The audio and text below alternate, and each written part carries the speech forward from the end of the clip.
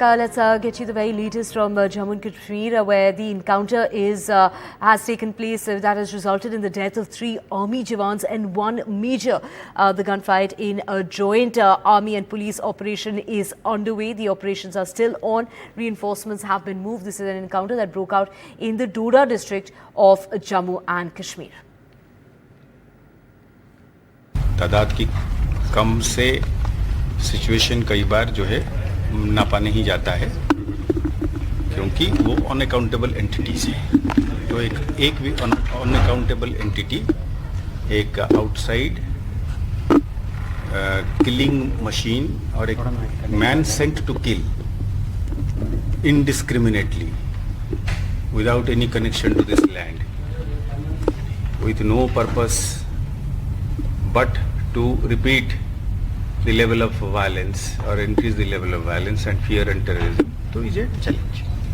Some infiltration is taking place. It is a commonplace knowledge. We try to put our minds together to see that we have a response which will eventually work.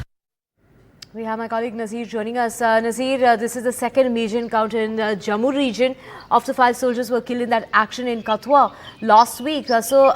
In a matter of 7 days, 9 soldiers have lost their lives. Yeah, exactly. And if we say in 8 days, 11 soldiers, because before that 2 more soldiers were killed in Kashmir Valley, and number is much higher. But in Jammu region, which has become the main theatre of militancy, as we heard Director General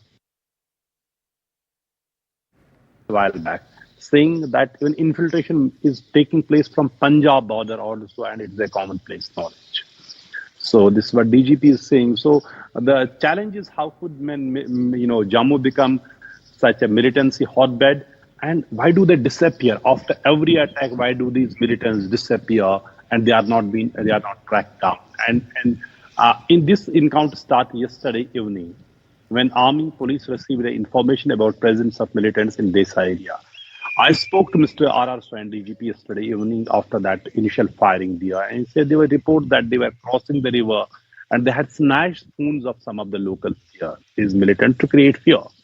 But as the security force rushed there and then the operation started, there was a fierce gun battle. As we know now, 4 soldiers, including an officer, have been killed. There are injuries, some other soldiers as well.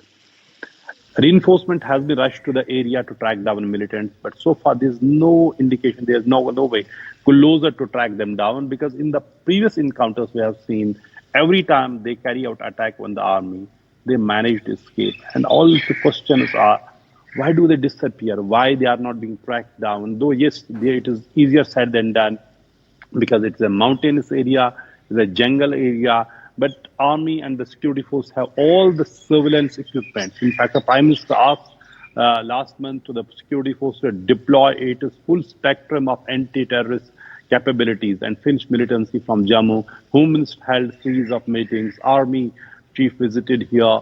And there have been series of attacks in last 32 months in Jammu region. 48 army soldiers have been killed. There have been attacks on innocent civilians as well. Recent last month, there was an attack on bus carrying Mata Vaishno Devi Yatri. So that is the kind of level of violence. But we have seen more often it is the army which has become a specific target in Jammu region. And multiple theories are being attributed who these militants could be, why they are so trained, how they can manage to survive all along, how they have set up their base in the forest. And right now this operation is going on. We have to see if any of the attacker would be tracked down during this operation.